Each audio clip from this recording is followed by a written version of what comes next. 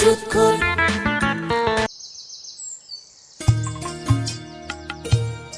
আমার এই টাকা পয়সার টেনশন তো আমার আর ভালো লাগে না। আমি 13 তারিখে যাব হজে।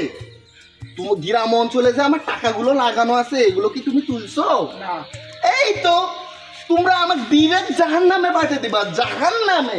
তোমাকে আমি 2-3 দিন সময় দিলাম, এই 2-3 দিনের মধ্যে তুমি টাকাগুলো তুলে আনবা, নাহলে কিন্তু আমি হজে যেতে পারবো না। যাও টাকাগুলো তুলে নিয়ে আসো। আচ্ছা ঠিক আছে। যাও তাড়াতাড়ি আসবা। আসসালামু আলাইকুম মাতবর সাহেব। ওয়ালাইকুম আসসালাম। আমার কিছু টাকা লাগতো ধার, আমার বেটির বিয়ে তো, এই জন্য একটু আসলাম। টাকা পয়সার ব্যাপার, টাকা নাই, তবে যদি লাভের উপরে নাও তাহলে একটু ভাবে চিন্তে দেখা যায়।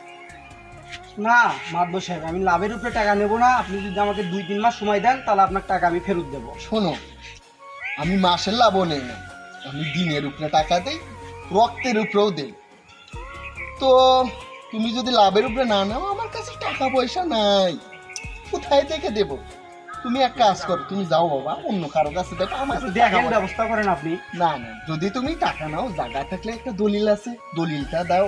বা তুমি যদি রক্তের উপরে নাও, দিনের উপরে নাও, তাহলে নাও। কত নিবা? 50,000, 1 লাখ? অতএব বাবা, এগুলো লাভ ছাড়া আমি কাউকে কোনো টাকা পয়সা দেই না, তুমি যাও। সুদখোরেরা যখন কেউ বিপদে পড়ে তখন তো কোনো সাহায্যই করে না, বরং টাকা চাইতে গেলে তখন আরও সুদের হার দ্বিগুণ বাড়িয়ে দেয়।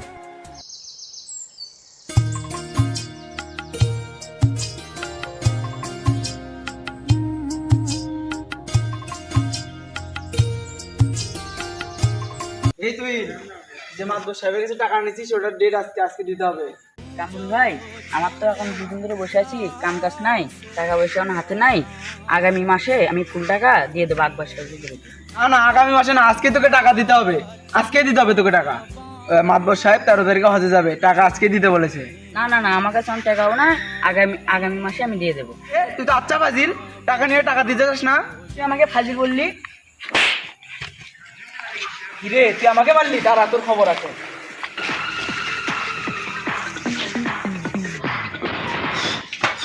মাতবর সাহেব, মাতবর সাহেব, ডিস্টার্ব দিস না। এই মাতবর সাহেব, আমাকে মেরেছে, টাকা দিতে গেছি থেকে। কে? এই দাঁড়া। ওই যে ওই বাড়ির তুইন। তুইনের এত বড় সাহস, তোকে মারছে? হ্যাঁ। এই চল দিকে। মাতবর সাহেব, আপনার দিকে টাকা না, টাকা দেন না, আর হাত ভাঙবো আর পাও ভাঙবো। মাতবর সাহেব, মাতবর সাহেব, এই যে তুইন, এই যে। আসসালামু আলাইকুম। সালাম পরে। এই যখন টাকা চাইতে আসছিল তখন কি তোমার কুমড়াইছিল? আকবর সাহেব, আমি ওকে বলছি আগামী মাসে ওকে আমি টাকা দিয়ে দেবো। কেন তুমি আগামী মাসে দেবা? এই মাসে কি চুলকায়? আকবর সাহেব, আমার তো এই মাসে ইনকাম নাই, আমার এই কয়েকদিন কাজ কাম হচ্ছে না, এই মাসটা আমাকে মাফ করে দিলে হয় না আকবর সাহেব? বাবা, ওগুলো করলে হবে না। 13 তারিখে আমার ফ্লাইট। একবার যদি হজ মিস হয়, বলো তো বাবা, তুমি কি আমাকে জাহান্নামে পাঠাবা? তুমি কি এই মাসে টাকাটা দিতে পারবা না? বাবা, আপনাদের আমি কয়বার এক কথা বলবো, আমি এখন আর টাকা দিতে পারবো না। হাই হাই, মাথাটা আমার তোরা দাঁড়াতে কি দেখতেছিস? কুবাকে কুবাসা। সুদখোরেরা যদি টাকা না পায়, অত্যাচার, অন্যায়, মারামারি সব কিছু করে তারা। তাদের আসল টাকার থেকে তাদের লাভের টাকাটাই আসল। মাতবর সাহেব, আপনার থেকে কয় টাকা পান? তাই তো 25,000, এই লাভ সহ 50,000। সাহেব, আমি তো 50,000 টাকা দেই, আর ঘরে একটা মেয়ে আছে, এটা আমার বিয়ে দিবেন? কি? তুই বিয়ে করবি? হ্যাঁ হ্যাঁ হ্যাঁ। চল তো বিয়ে করামু। এই না, বিয়ে করার জন্য পাগল হ্যাইস। দাঁড়া দাঁড়া, মারিস না। হ্যাঁ তুই শোন, তোর ঘরে একটা মেয়ে আছে না? তুই যেহেতু টাকা দিতে পারতিস না, জি। তোর ওই মেয়ের সাথে বাটলুকে বিয়ে দে, তোর টাকা পরিশোধ। আমি ওই বাসনের সাথে আমার মেয়ে বিয়ে দেবো। বিয়ে দিবি না মানে কত ধরে দিবি? এই ওর ঘরে মেয়ে আছে না, যা তুলে নিয়ে আয়, যা। বিয়ে করে ছাড়বো। আকবর সাহেব, আকবর সাহেব। উপরেতে ভালো মানুষ, ভিতরেতে কালো, সুদের ব্যবসা করে করে জীবনটা যে গেল। সুদখোর, সুদখোর, সুদখোর, সুদখোর। উপরেতে ভালো মানুষ, ভিতরেতে কালো, সুদের ব্যবসা করে করে জীবনটা যে গেল। এমন আইন হাতে নিল মামা সাহেবে, সুদের ব্যবসা যারাই করে তারাই এখন জেলে। এই ব্যবসায় এত সুদের টাকা না পেয়ে একটা অসহায় বাবার মেয়েকে তুলে নিয়ে গেল সুদখোরেরা।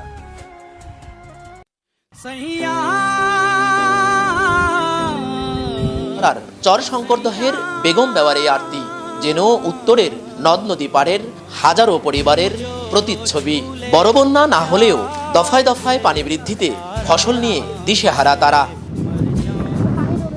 নদী অববাহিকা জুড়ে আমন সহ সব ফসল কোথাও পানির নিচে, কোথাও ডুবু।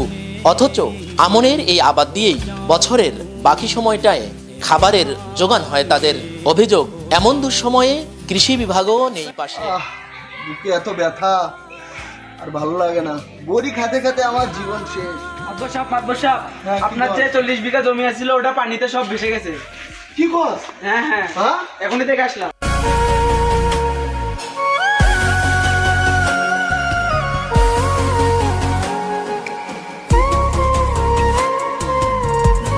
কলাপাড়ায় অর্ধশতাধিক গ্রাহকের কোটি টাকা নিয়ে উধাও হয়ে গেছে আল আরাফা ইসলামী ব্যাংকের পাখিমারা আউটলেট শাখার ক্যাশিয়ার রিয়াদুল ইসলাম ইউসুফ। এ ঘটনায় সোমবার বেলা 11টায় ব্যাংক ঘেরাও করে বিক্ষোভ করেছে ভুক্তভোগী গ্রাহকরা। এ সময় তারা মানববন্ধন কর্মসূচিও পালন করে। হ্যাঁ। আপনি যে ব্যাংকে টাকা তুলছিলেন সে ব্যাংক আল্লাহ তালা তুলে মেরে পুরুত। কি বলিস? হায় আর কি বললি তুই এটা? আল্লাহ আল্লাহ তাআলা কোরআন মাজিদে শুয়ার খাইতে মানা করছে একবার এবং সুদ খাইতে মানা করছে ৭০ বার। তবু আমরা বাঙালিরা সুদ খাইতে সবচেয়ে বেশি ভালোবাসি। সুদ খাবেন সামনে দিয়ে, বের হবে পিছন দিয়ে। অথবা আসুন আমরা সবাই সুদমুক্ত সুন্দর সমাজ গঠন করি।